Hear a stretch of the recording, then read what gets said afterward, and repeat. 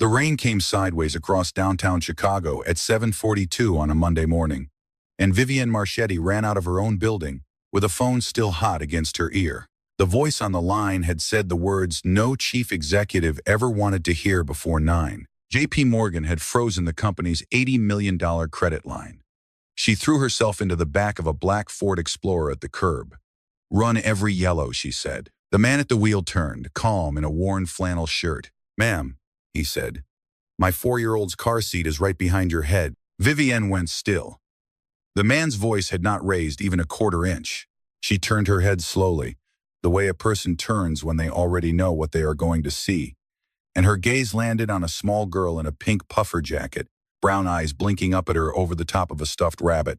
The little girl said hi in the small, precise voice of a child who had been taught to greet strangers. Vivienne's hand was clenched around a folder she did not remember picking up, a folder that contained, although she did not yet know it, a contract bearing her dead father's forged signature. She fumbled for the door handle. The man, whose name she had not asked, did not move. The Uber app on her phone said 22 minutes. The taxi app said no cars available. Vivienne Marchetti, a woman who had not asked for help from a stranger in 19 years, sat back against the leather seat and pressed her fingers into the bridge of her nose.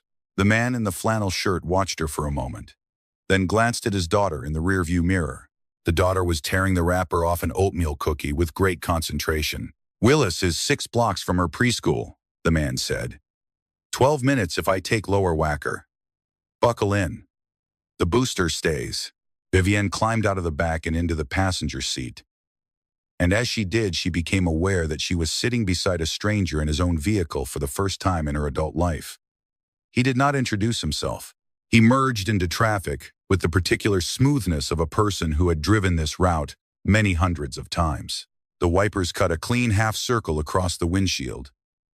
The little girl in the back seat hummed something tuneless. Vivienne opened her laptop on her knees and began to type.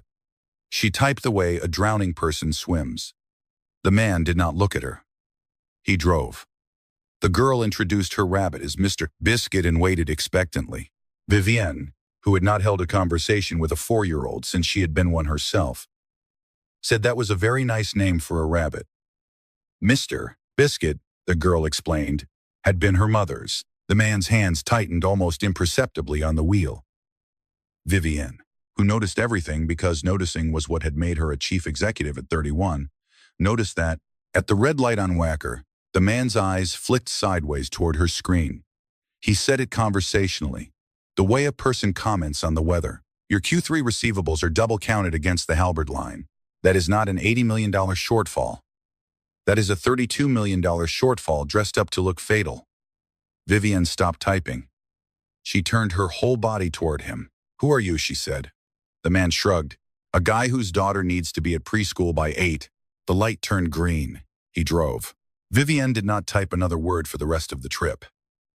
She was committing his face to memory.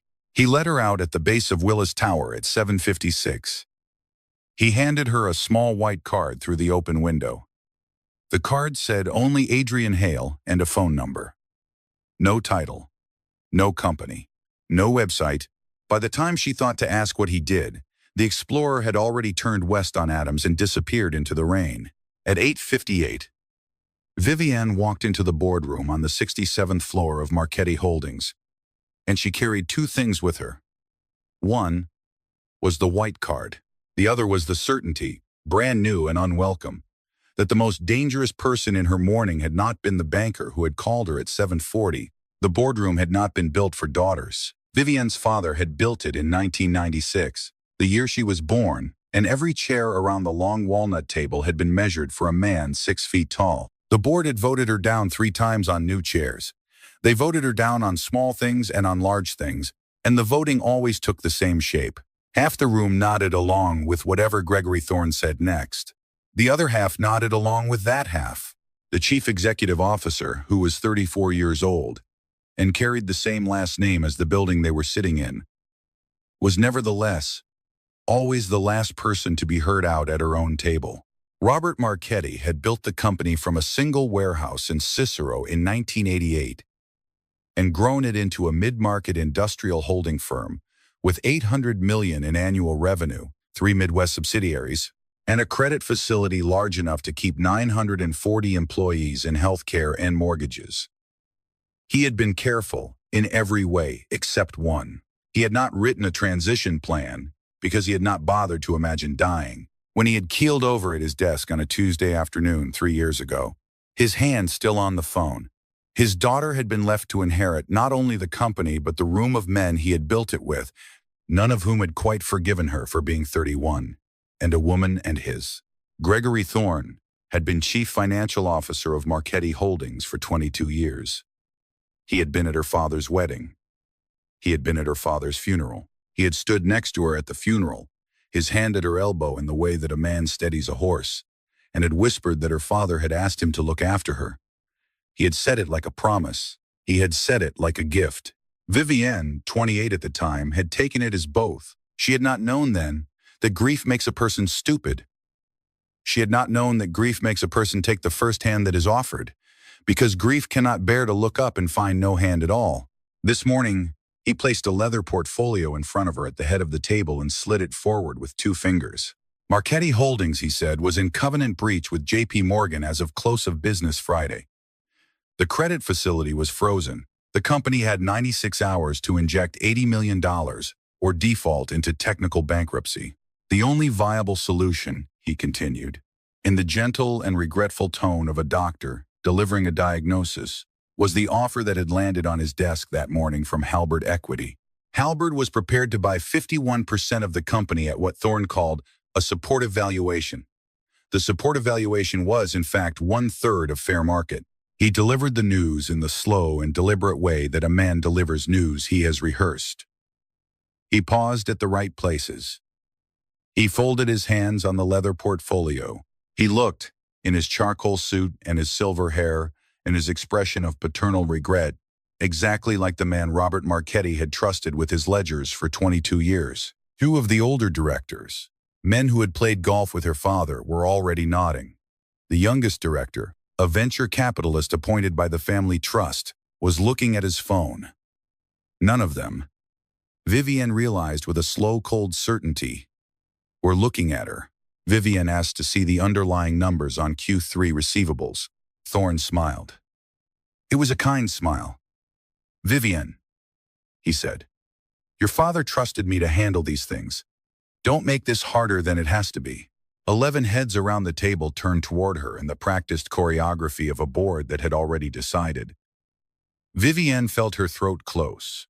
She felt the chair beneath her, the chair built for a man, and she felt the words, "Your father, your father, your father," the way they had been used against her in every meeting since she had taken this office.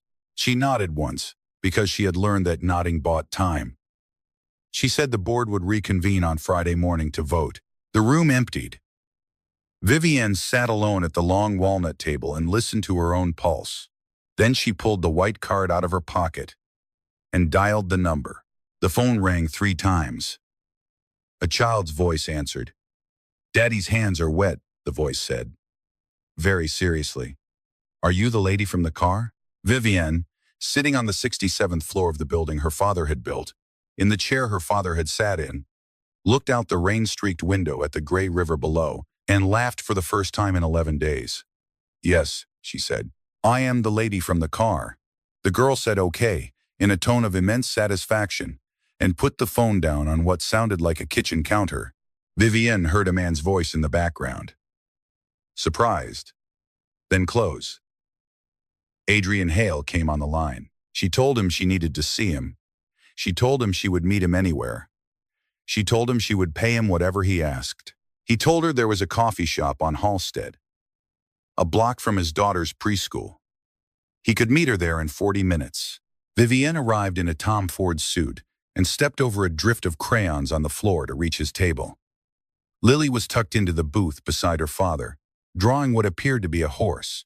Adrian had a paper cup of black coffee in front of him, and a smaller cup of warm milk in front of his daughter, the milk topped with a small heart of chocolate syrup. The coffee shop played folk music too quietly, and three other parents in fleece jackets were drinking coffee at the windows. Vivienne, who had walked into rooms her whole life, expecting them to rearrange around her, felt for the first time in years like the person who did not belong. Vivienne slid an iPad across the formica. "Tell me," she said, "everything you saw in 12 minutes." Adrian took a green crayon out of his daughter's hand, and his daughter, without looking up, handed him the green crayon. He used it to circle 3 lines on the balance sheet on the screen. He used it to draw an arrow connecting 2 cash flows that were supposed to be unrelated. He used it to underline the name of a Delaware shell company called Halberd Strategic Reserves, a name that overlapped 70%, with the name of the company now offering to buy 51% of Marchetti Holdings at panic prices. "Whoever built this," he said quietly, "did not make mistakes. They built a trap. The crisis is manufactured. Someone wanted you to sign on Friday at gunpoint." He spoke the way a doctor speaks when delivering a diagnosis to a colleague rather than a patient. There was no softening in his voice. There was no apology in it either. Vivienne, who had spent 3 years being managed by men in expensive suits, found that she trusted the absence of softening more than she had trusted any kindness in a long time. Vivienne stared at the green circles on her iPad. They looked like a child had drawn them. They were the most precise piece of forensic accounting work she had ever seen. Lily looked up from her horse. She studied Vivienne's face the way a small child studies a face when she is trying to understand the weather of it. Then she said, in the small, precise voice from the car, "Are you sad like Daddy gets when he looks at Mommy's picture?" The coffee shop went very still. Adrian turned away to adjust the scarf around his daughter's neck. He coughed once. An unconvincing cough.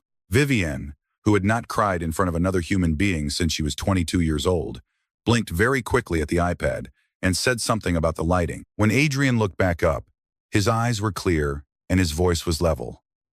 "I need 24 hours, he said, "and your full general ledger.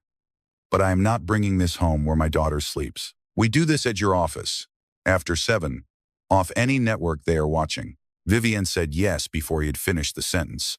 Outside on the wet sidewalk, Lily reached up and tugged on the hem of Vivienne's coat. Vivienne knelt down. The little girl considered her, then offered her the green crayon. "For if you have to circle anything," Lily said. Vivienne took it. She held it the rest of the way back to the office. Vivienne's executive assistant was named Margaret, and Margaret had worked for Marchetti Holdings since before Vivienne had a driver's license. Margaret could find anything about anyone in 90 minutes. By 11:30 that morning, a thin manila folder lay on Vivienne's desk. Margaret had set it down without comment and closed the door behind her, which was Margaret's way of saying that Vivienne was not going to enjoy what was inside. Adrian Hale, age 39. Born Rockford, Illinois. Northwestern undergraduate, accounting. Northwestern Law, JD with a concentration in financial crimes. 12 years with the FBI's Financial Crimes Unit, Chicago Field Office. The last 6 as senior forensic accountant, lead analyst on the prosecution of Beckett Industrial 3 years ago.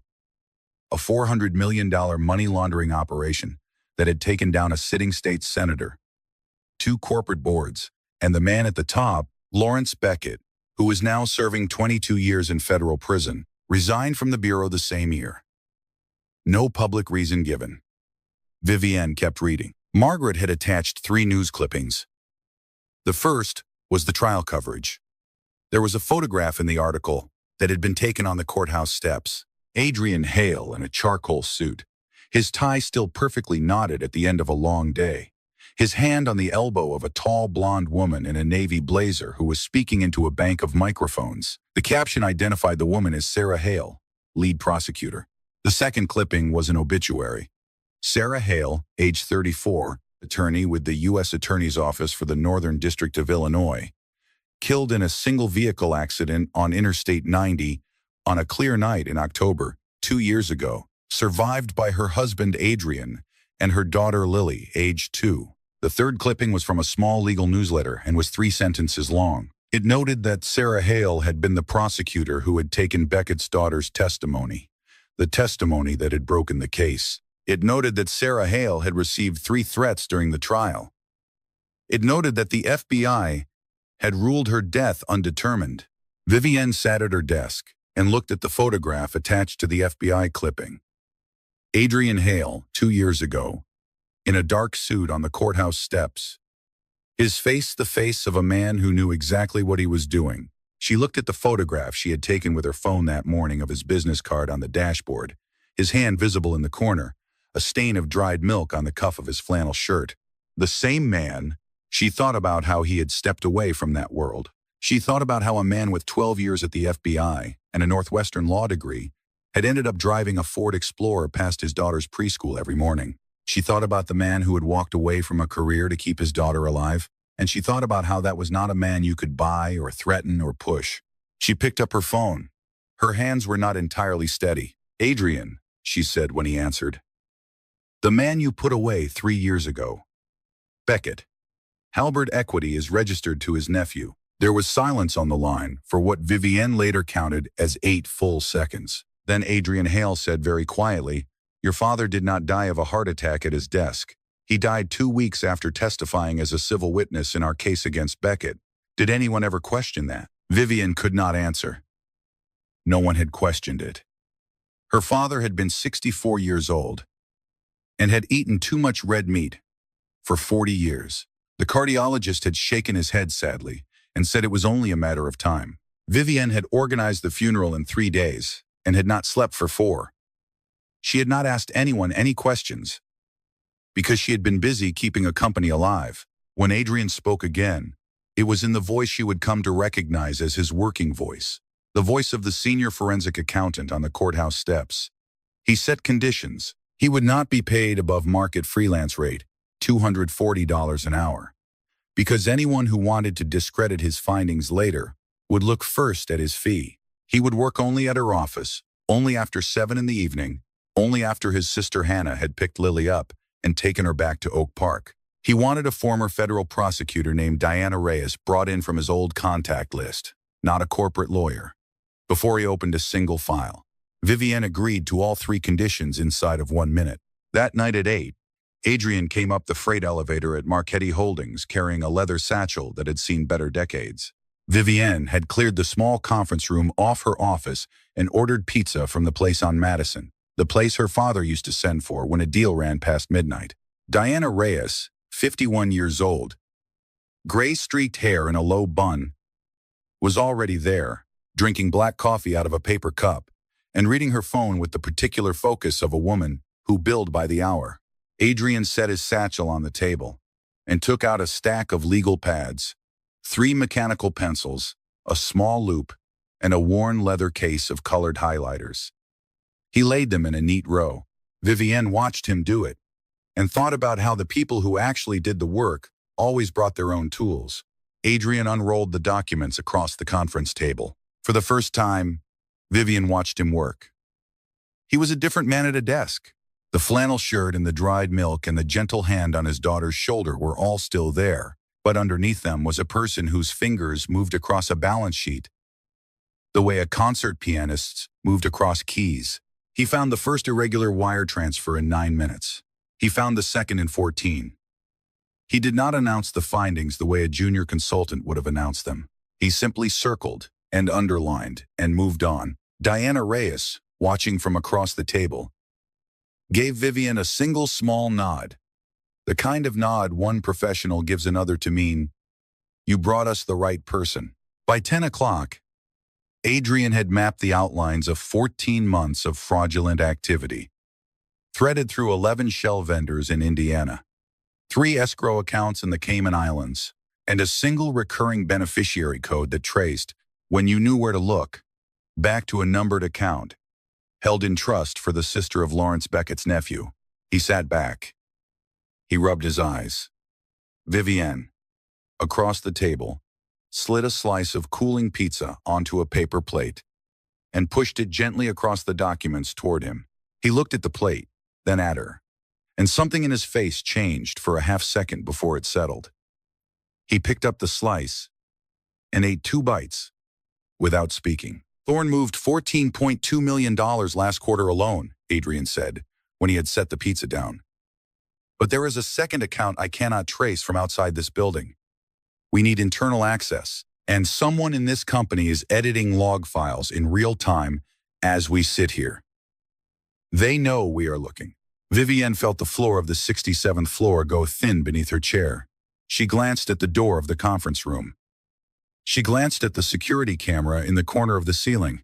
Diana Reyes, without looking up from her notebook, said quietly that she would make a call in the morning to a person she trusted at the bureau, and that until then, no one in this room was to use the company network for anything.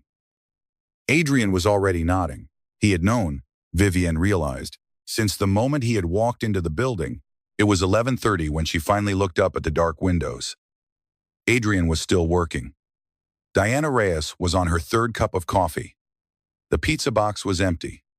Vivienne did not feel afraid. She felt, for the first time since her father had died, that she was no longer alone in a room with the truth.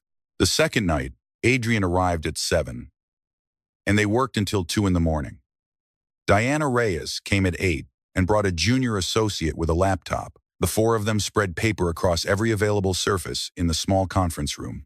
Adrian's method, Vivienne came to understand, was to map money the way a hydrologist maps a watershed. He found the visible streams first, then traced them upward toward springs. No one had bothered to hide, because no one had bothered to look. They built the timeline backward from the present, 14 months at a time, until they reached a contract dated March 8th of the previous year.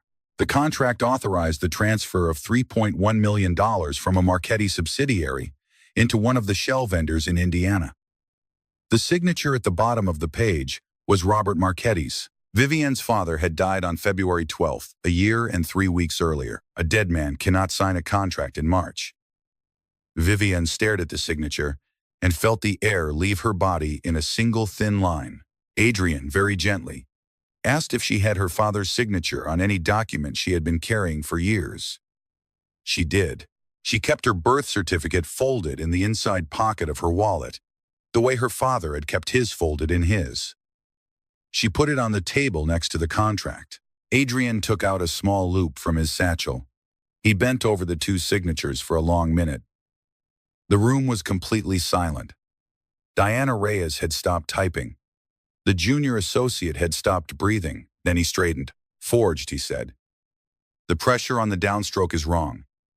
Your father wrote with his whole hand. Whoever did this wrote with their wrist. It is a good forgery. Whoever did it had 3 years to perfect it on smaller documents before they used it here." Vivienne began to cry. She cried the way a person cries when something they had been pushing down for 3 years finally comes up through the floor. She cried for her father, and for the questions she had not asked, and for the morning she had walked into the boardroom and let Gregory Thorne put his hand on her elbow at her father's funeral. Adrian did not touch her. He pushed the box of tissues across the table and waited. Diana Reyes, in the corner, made a note in her notebook and politely stopped looking up. Vivienne's phone buzzed on the table. Unknown number. 1 line of text. "Your father stopped asking questions," the message read. "You should too." Adrian read it over her shoulder. His face went the color of old paper. He stood up and crossed the room in 3 steps and pulled her chair away from the window, away from the open angle of glass that looked out across the city, away from any line of sight a person might have from a building across the way. Diana Reyes was already on her phone, calling someone Vivienne did not know, in a voice Vivienne had not heard her use before. "We are not staying here tonight," Adrian said. Adrian took her to his apartment in Logan Square, because the office was no longer safe, and a hotel was too easy to find. Hannah had brought Lily home at 11. The little girl was asleep on the couch in her flannel pajamas, Mr. Biscuit tucked under her chin, the lamp by the couch left on the way. Adrian always left it on. Adrian touched his daughter's forehead with the back of one finger, and then guided Vivienne quietly into the kitchen. It was 2 in the morning. The kitchen had a small wooden table, a window over the sink, and a single yellow lamp. Adrian made chamomile tea because it was what he made his daughter when she was scared. He set a chipped mug in front of Vivienne, and another in front of himself. And for a long time, neither of them spoke. Vivienne sat with her knees drawn up to her chest in a $1,000 suit. She looked, Adrian thought, like a person who had finally come to the end of a road she had been running down for years, without permission to stop. "Why are you still helping me?" she said. "You walked away from this world for a reason." Adrian wrapped his hands around his mug. The yellow lamp made a soft circle on the table between them. "Because 2 years ago I let them close Sarah's file," he said. "I told myself Lily needed me alive more than Sarah needed me right. I have been wrong about that every day since. I am not making that trade twice." Vivienne nodded slowly. Then she said no one had asked her if she was okay since her father died. Adrian considered her across the small table. "Are you?" he said. "No," she said. "Okay," he said. "That is a place to start." They talked then, in the careful way people talk at 2 in the morning when the day has hollowed them out. They talked about Sarah and how she had laughed at his terrible jokes and how Lily had her exact eyebrows. They talked about Robert Marchetti and how he had been proud of his daughter in a way she had not been able to feel until after he was gone. They talked about how being a parent and being a chief executive were not as different as people thought, because both jobs were about carrying the weight of someone else's continuing. Adrian did not kiss her. He pulled a soft wool blanket off the back of the couch, the blanket Sarah had bought in Galena the winter before Lily was born, and he draped it over Vivienne's shoulders. When her head started to nod toward the table, she fell asleep with her cheek on her own forearm and the cup of cooling tea between her hands. In the morning, Lily padded into the kitchen in dinosaur socks and stopped dead at the doorway. Her eyes went very large. Then she wheeled around, ran back down the hall, and announced at full volume from the doorway of her father's bedroom, "Daddy." The lady stayed.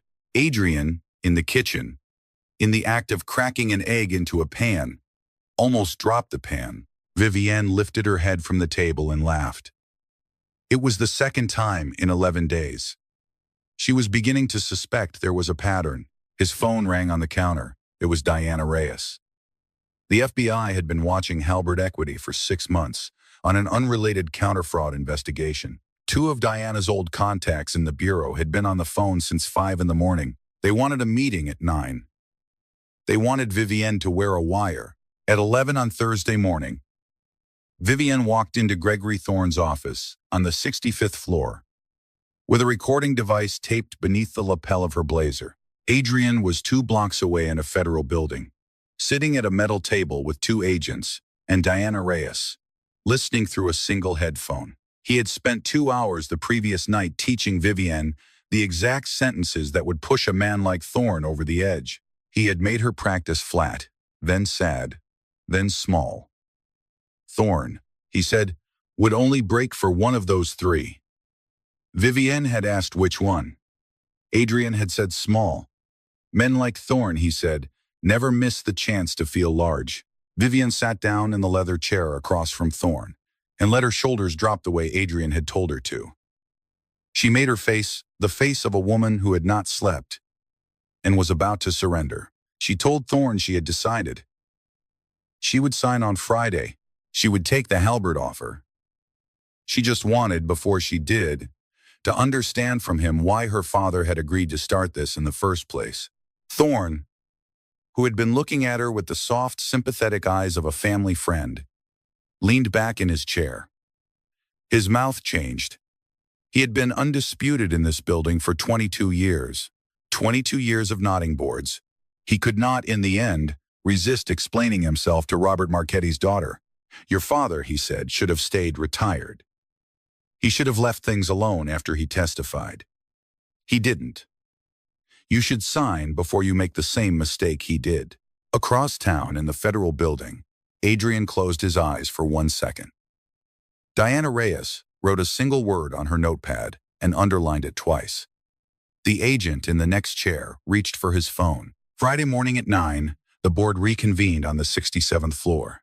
11 men and 1 woman around the long walnut table. The same 2 older directors, the same venture capitalist on his phone, the same particular silence that had sat in this room since Robert Marchetti had stopped sitting at the head of it. Gregory Thorne smiled and pushed a fountain pen across the polished wood toward Vivienne Marchetti's place. She did not pick it up. Instead, she set a thick folder on the table, opened it, and began to read aloud. She read in the same flat, clear voice she had used on Thorne the day before, the voice Adrian had taught her at the kitchen table at 1 in the morning. She read the wire transfers. She read the shell vendors. She read the names of the 11 Indiana corporations, each of which existed only on paper, and each of which had been paid by Marchetti Holdings for services it had never rendered. She read the routing numbers of the 3 escrow accounts in the Cayman Islands. She read the name of the numbered account held in trust for the sister of Lawrence Beckett's nephew. When she got to the dollar figure of $14.2 million, the door of the boardroom opened, and 2 FBI agents in dark suits stepped inside, with Diana Reyes 1 step behind them and Adrian Hale 1 step behind her. Gregory Thorne stood up halfway, then sat down. The senior agent crossed the room and put his hand on Thorne's shoulder. "Sir," he said, in a voice you could have used to read a weather report, "you have the right to remain silent." At the same minute, in a glass office on the 42nd floor of a different building, 2 more agents were placing handcuffs on Lawrence Beckett's nephew. The 2 older directors who had played golf with Robert Marchetti looked at each other across the walnut table and said nothing. The venture capitalist had finally put down his phone. Vivienne, still standing at her own seat, watched Thorne be walked out of the boardroom and felt, for the first time in 3 years, that the chair she was about to sit back down in was actually hers. By 10:04, the first call from the FBI's Chicago field office had reached the J.P. Morgan compliance desk. By 10:14, the credit facility on Marchetti Holdings was unfrozen. The deadline had been 10 on the dot. The company had been saved with 14 minutes to spare. Vivienne walked out of the boardroom on legs she did not entirely feel. In the hallway by the elevators, the senior agent turned to her with a folder of his own under his arm. "Ma'am," he said, "the file on your father's death, we are reopening it on Monday." 10 days later, Vivienne Marchetti drove herself to Logan Square. There was no driver. There was no security detail trailing 2 cars back. There was a Volvo wagon she had bought used the previous Tuesday because it had 4-wheel drive and a child seat anchor system, and she parked it on the street outside the brownstone where Adrian Hale lived with his daughter. She had spent the 10 days doing the work of putting a company back together. She had fired 3 vice presidents. She had hired 2 outside auditors. She had attended a small private memorial that Adrian had organized in a chapel in Rogers Park for Sarah on what would have been her 37th birthday, and she had stood at the back and not introduced herself to anyone, because the day had not been hers, and she had spent the nights in her apartment on Lakeshore Drive thinking about a man in a flannel shirt and a small girl with a stuffed rabbit, and about all the ways a person could be wrong about what their life was supposed to be.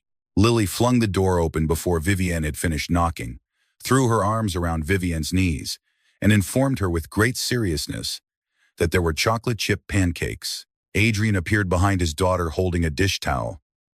He looked at Vivienne the way a man looks at someone he has been waiting to see all week without admitting it. She handed him an envelope.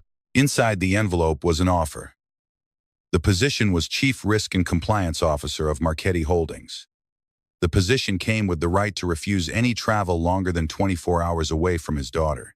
It came with a work-from-home allowance of 3 days a week, enforceable in writing. It came with a private security detail for his family, paid for by the company, until the FBI declared the threat closed. It came with an unconditional veto over any transaction Adrian flagged as risk to the firm, even if the chief executive officer disagreed. The salary was enough that Lily would not have to think about college unless she wanted to. Adrian read it twice. He looked up. Vivienne, standing in the small front hallway, watched him read and felt her hands go cold. She had drafted 7 versions of the offer over 4 days. The version in the envelope was the one where she had finally written what she actually meant, which was, "Please stay close to me, but I am putting it in language you can accept." He folded the letter carefully and set it on the small table by the door. In the kitchen, Lily was pulling a stool toward the counter, narrating to Mr. Biscuit what they were about to do. "I will take the job," he said, "but not for the salary, and not because of you." Vivienne held her breath. "For her," he said, with a glance back through the kitchen doorway at the small girl now climbing onto a stool to reach the syrup. "So she grows up knowing her father did not run from the work that mattered. So she grows up knowing that the people who hurt her mother answered for it. That is a thing I want her to inherit. And one condition. What? Said Vivienne. You let me drive you next time, he said. Properly. She laughed. It was the third time. And now, she was certain. It was a pattern. Lily appeared in the hallway with chocolate syrup on her chin and dragged both adults by the hand into the kitchen, where she had laid out 3 mugs of warm milk on the table. The mug in front of Vivienne's chair had a heart of syrup floating on the surface. Vivienne sat down in the chair Adrian had pulled out for her and looked at the heart and at the small girl beaming on the other side of the table and at the man pouring orange juice with the careful concentration of a person who had stopped expecting to be happy and was relearning it from scratch. It was, Vivienne thought, the first morning of the rest of a life she had not known she was allowed to want. 9 months later, on a bright Saturday afternoon in August, Adrian Hale stood in Lincoln Park pushing his daughter on a swing, while Vivienne Marchetti sat on a green wooden bench with her laptop closed beside her and her face turned up to the sun. Marchetti Holdings had announced its strongest quarter in company history the previous week. The Risk and Compliance division Adrian now ran had identified and stopped 2 internal fraud schemes in its first 6 months. Gregory Thorne had pleaded out and was beginning a 14-year sentence at a federal facility in southern Illinois. Lawrence Beckett's nephew had pleaded out the week before that. Lawrence Beckett himself, in his own cell, had received a new indictment in connection with the deaths of Sarah Hale and Robert Marchetti. The FBI had not yet brought the murder case to trial, but they would. And both families, for the first time in 2 and 3 years respectively, had been able to set down the question of what really happened. Lily jumped off the swing while it was still moving, the way her father had asked her 100 times not to, and ran across the grass and climbed up onto the bench and into Vivienne's lap. She studied Vivienne's face with the particular focus she reserved for important matters. Then she said, "Are you my new mommy?" Vivienne looked over the little girl's shoulder at Adrian, who had stopped a few steps away and was very deliberately not interfering. He met her eyes and did the smallest possible shrug, which meant, "This one is yours." Vivienne tucked a strand of hair behind Lily's ear. "I am someone," she said carefully, "who chose to love you. We can find the right word together when you are ready. Not before." Lily considered this with the gravity of a small judge. Then she nodded once. "Okay," she announced. "For now you are Vivi." Adrian, 3 steps away, laughed out loud. It was a real laugh, the kind that came from the chest, the kind Vivienne had not heard him make once during all the long nights at the conference table. He sat down on the bench beside her, and he placed a small wooden box on the wooden seat between them. It was not a ring. It was a single brass key. "Oak Park," he said. 3 bedrooms. There is a yard. There is a room down the hall that is not anyone's yet. Vivienne picked up the key. It was heavier than she expected. "Sarah's chapter is closed," Adrian said quietly. "Robert's chapter is closed. This one is ours to write." He took her free hand in his. It was the first time in 9 months he had held it for any reason other than to pull her away from danger.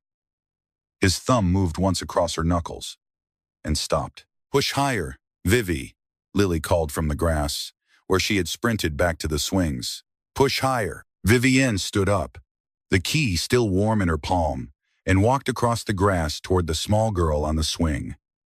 The afternoon light came down through the oak leaves in long gold ribbons. Lily kicked her legs and shrieked in delight as Vivienne caught the chains and pushed her higher into the blue Chicago sky. On the bench, Adrian Hale closed his eyes for 1 full second, the way a man closes his eyes when he wants to remember exactly where he was and who was with him on the day his life became good again. Then he opened them, stood up, and walked across the grass to join his family.